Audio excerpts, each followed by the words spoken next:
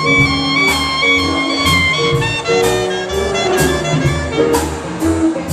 still have communities of color who need role models in front of them who are black librarians who look like them and provide service for them, as well as we need African American libraries and African American collections for those institutions that are majority institutions.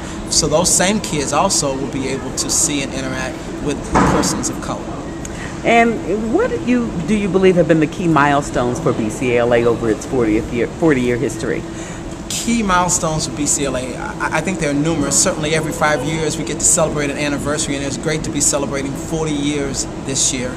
And of course we're having a great time in that celebration here at our national conference. Specific milestones, I think the idea of establishing the E.J. Josie Scholarship and continuing to give those year after year.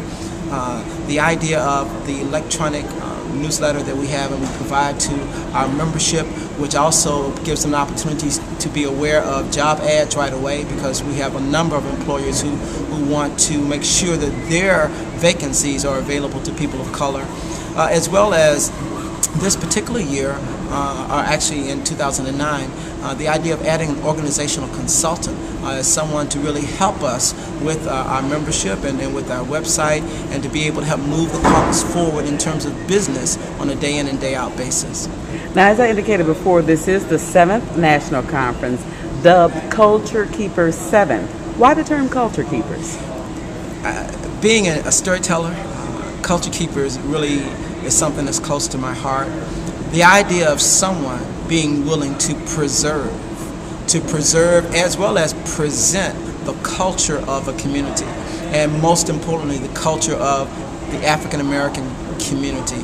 That's our job, that's our role, and if we ever stray too far from that, I'm not sure we'll be doing the right thing as African American librarians. Now, ALA initiated the Spectrum Scholarship Program in an effort to increase minority librarianship, and its new goal is to raise $1 million. If successful, how will this help boost the profession and its service to patrons of color?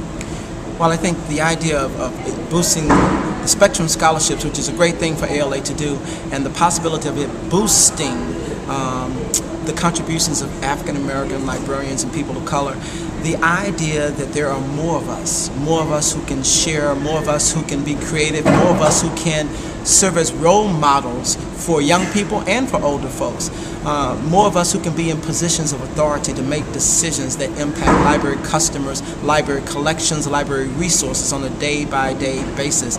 That's important to our existence as culture keepers, and it helps us to move that forward. Now, the Black Caucus is one of 5 of the association's ethnic caucuses. How is it important for all of you to work together and collectively, and how important is it to have these ethnic caucuses as part of the big ALA? I think it's extremely important for the 5 ethnic caucuses to work together. I believe it was Dr. Franklin Hardy who said, the library is the people's university.